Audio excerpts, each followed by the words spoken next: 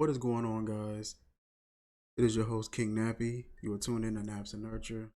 And today I will be going over one of my childhood favorites, Police Academy. Get into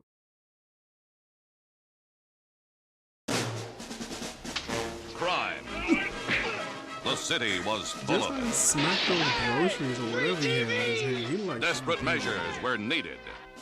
Want you to go to Dude, the I police remember watching academy. this so much. The police academy is such a dangerous place. Honey, This dude just be don't bodying worry. his wife. Desperate measures were taken. I'm joining the police force. I didn't understand this. The mayor says we have to take this riffraff. Hers.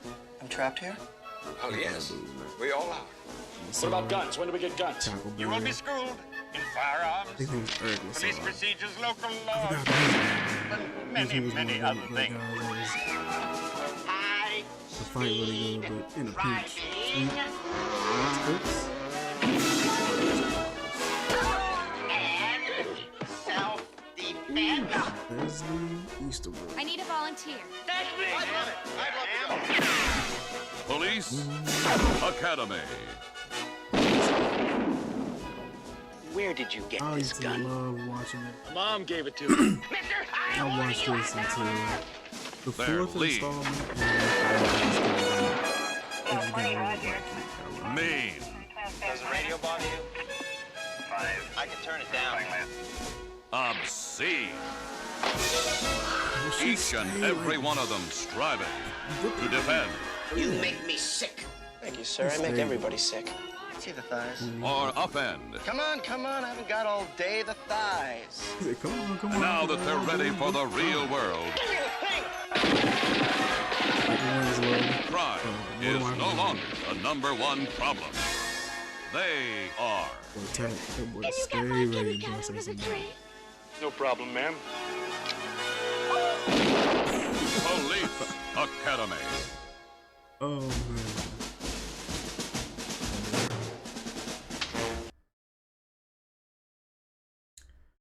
That was one of my favorite movies. It was one of those movies that it was around the house and I didn't know why.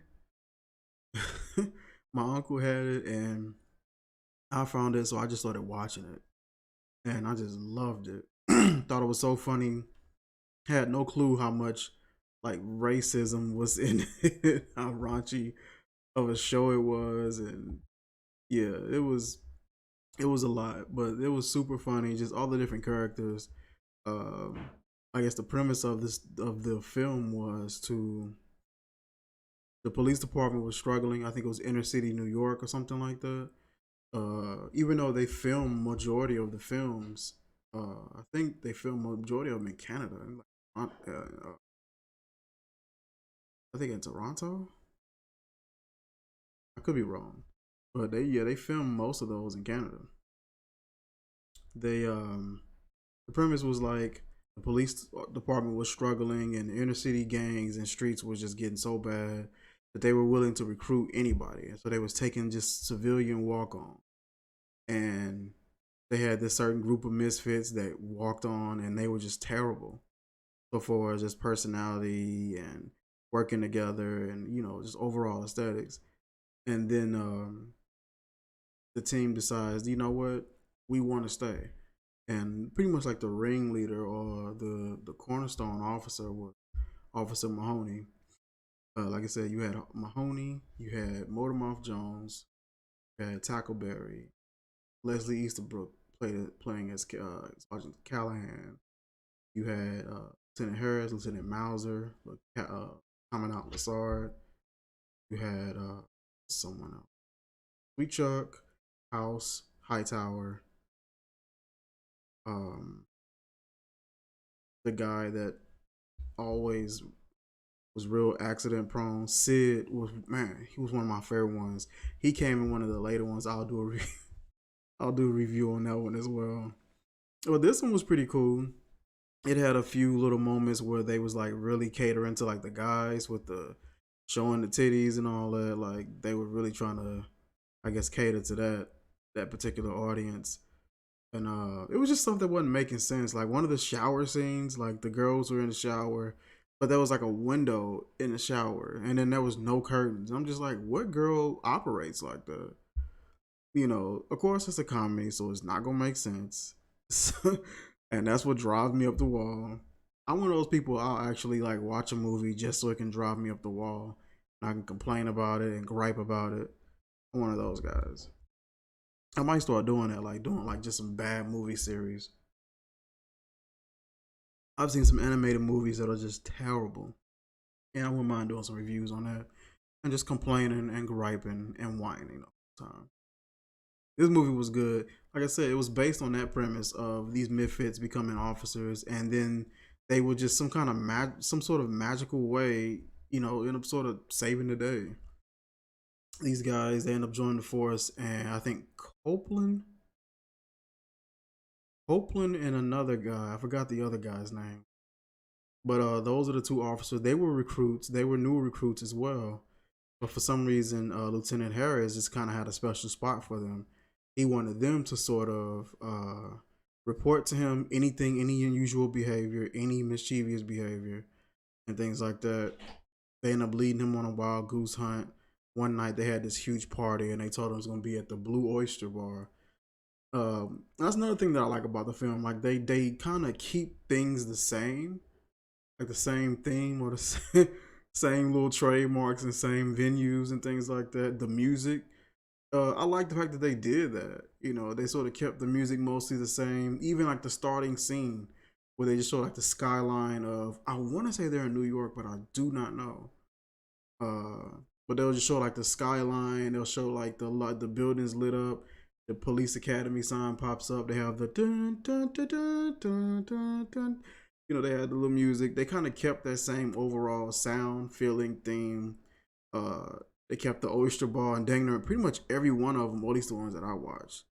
I tried to watch 5. I could not do it. And I think Mahoney left after the 4th one. After the 4th installment, I think he no longer participated in it. I don't know if he just was like, this isn't going to work. But they went downhill after 4, which is that's a pretty good feat, you know. You released a 4th installment on your sequel, and it was still just as popular as the rest. But yeah, once they went to Moscow, went Miami, and I want to say Paris, something like that, or London. I don't know. There was no way I was watching that. But I heard that some of the original crew, such as Michael Winslow, Easterbrook, Tack, and I think Hightower, I think they stuck it out the entire series, all 7 movies. I thought it was 9 movies or something like that. It was only 7. But yeah, man, that was somewhat of the plot. Copeland and the other guy was supposed to rat on them and to snitch on them and tell them everything that they were doing, and they wanted them to quit because they couldn't really fire them. So they wanted to make it just gruesome enough for them to where they would just want to quit, and they just wouldn't. And I think a couple of the officers caught on to the fact that, you know what, that's what you're trying to do. So they just stuck it out even more. And of course, Mahoney, he's like the Bugs Bunny of the police academy. And he's just what's up docking everybody and being sarcastic and pranking some people. I think he got Lieutenant Harris with the with the bullhorn. You know, getting him putting like glue or something like that on it, or some black marker on it or something like that. It was just a good movie that really didn't take itself seriously. It realized that it was a slapstick comedy. That was the whole purpose, and it was supposed to be over the top. There were a lot of racial moments in there. It really didn't bother me though, because it just, like I said, the film really didn't take itself seriously. So when I saw those racial moments and how they really didn't apply to one person, it applied to everybody, you know. But just the character dynamics were different to me. Coming out, Lassard's character was weird because he was pretty much over everyone. He was like pretty much the director, you know, I guess, you know, he was the commandant. He was the lead commander or something like that. And, you know, he came up with these programs and with these ideas, but it seemed like he would always forget details about it.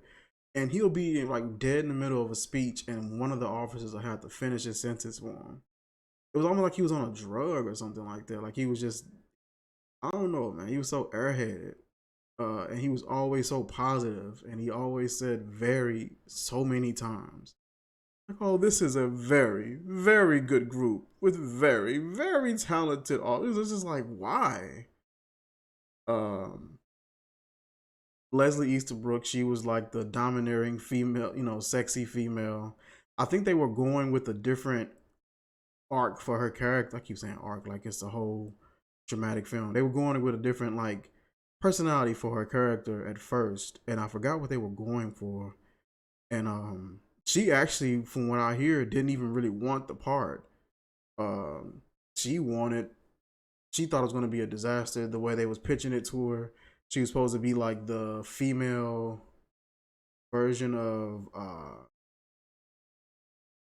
what was it? It was a female version of some cop. It was some cop with a mustache, and they was like, "You're gonna be the female version of him." She just hated the idea, and they came in and just did a whole different spin on her character, and it just worked. She was always in like a leading role. I don't remember her really coming in and training with everyone. I may be remembering the movie incorrectly, but every time I've seen her, she was always in a leading, like teaching, training position. Like she was never in training. She was always leading and training someone else. Odomov Jones, of course, he was the guy that did the sound effects, and he was like a really good comedic relief, even though it wasn't much need for it.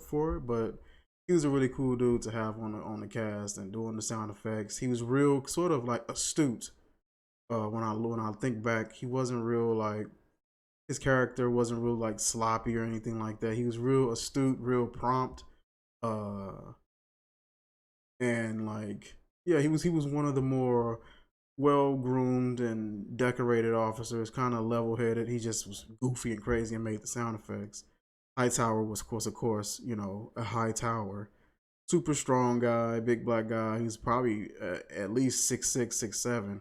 I think it was a former football player, and so they picked him for that role. He was like real big, real strong, and intimidating and scary. But he worked as a florist. I thought that was pretty interesting. Just kind of having a different arc and a different character trait. It was one of the films though. I don't know which one, but I want to say it was 3. And I mean, if you haven't seen it, here's a small spoiler. If you want to hit the pause button, you can go ahead and do so. Not pause. Let the fast forward button. Pausing would do nothing. Let me take a sip. Idiot. Oh man, that tea is strong. It's a ginger peach tea. This is probably the darkest I've seen it though.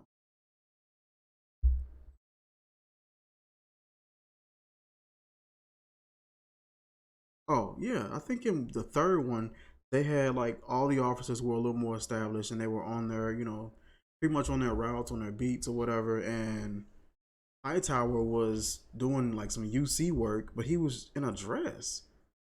And it was just like that was really odd because it wasn't like he was undercover at all. He just looked like a big black man in a dress. That was weird.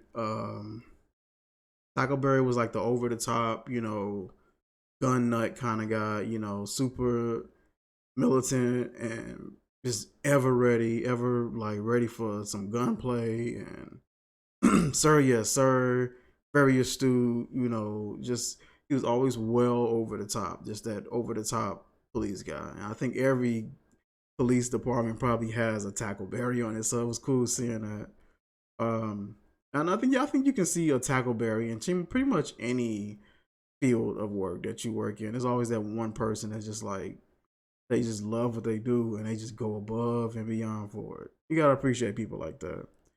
Officer Hooks was a small black lady with the curly hair. Had a really soft voice. I didn't know what they were doing with her. I was unsure, like why. Hooks probably has like in the movie total, she probably has like 20 seconds, 20 or 30 seconds on screen where she's actively saying something. And it's usually like either her really, oh, I don't know what's going on. Oh, huh. You know, they have a real soft spoken. And she'll go from that to just bat crazy. I mean, it would just be the polar opposite. And I never really understood, like, what was it? Is she like crazy for real? Or it was just weird how they were portraying these characters. Based like she was some sort of psychopath or she was on some drug or something. House, I really know what he was, just a big black guy. I think he was only on 2, maybe. It may have been 2. Who else was there? The accident prone guy. That was pretty much it. That was pretty much his whole arc. Huckleberry ended up meeting this lady that was just as gun crazy as he was. Oh, another thing, me and my wife were watching it, and there's a young lady. I think she's like rich or well off early on in the film as they're getting recruits to come in. She's like rich and well off, and I think that's Charlotte. My wife was saying that that's Charlotte from not Charlotte.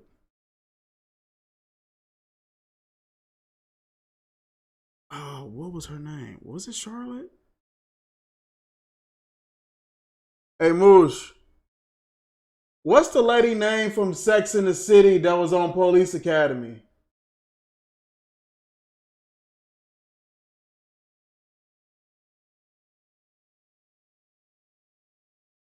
What was her name? Was it Charlotte? Samantha. Yeah, that's what it was. I knew it wasn't Charlotte. Samantha. And yeah, she picked up that was her, and I looked. I'm like, what? It is her. Looks totally different. She looked so much better when she was younger. She looked haggard. But yeah, dope film. They had them training and doing their little drills. Then something happened in the city where a riot started. I think they had them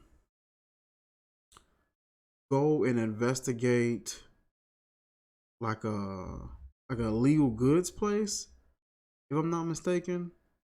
But I know the riot started from like somebody eating something and they threw it behind them and it hit some guy in the head. He fell over. Something fell down, slid down the street, broke a glass. Somebody else. It was just whole chaos happened from somebody throwing something away behind them, I believe. And then that's what started the riot. And then one of the guys held the girl hostage with a gun or whatever. One of the girls that Mahoney liked. And it, you know, became this hostage situation. It was just weird. But overall, it was a funny movie. I recommend at least checking it out just for some no-brainer laughs, you know what I mean? If I wanted to rate this film from 1 out of 10, just for the nostalgia purposes and just how serious it didn't take itself, I'd definitely give it an 8.5. I'd say an 8.5. And just kind of take a look into the hype that everybody was just caught up in. You know, Police Academy when it first hit was just so huge, and everybody just caught that wave. So I say a solid 8.5. Definitely go check it out if you haven't seen it. It is it's pretty cool, well, especially for that time frame. I want to say it was released in 1984. Great film. Super stupid. Just be prepared for some over the top nonsense making scenes. Just be prepared.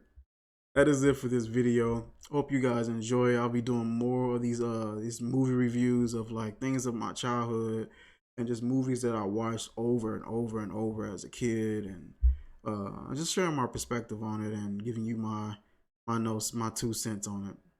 Like I said, like, comment, share, and subscribe. Make sure you share the channel with one of your friends and let them know about our channel. We got plenty of content for everybody. I will catch you guys later.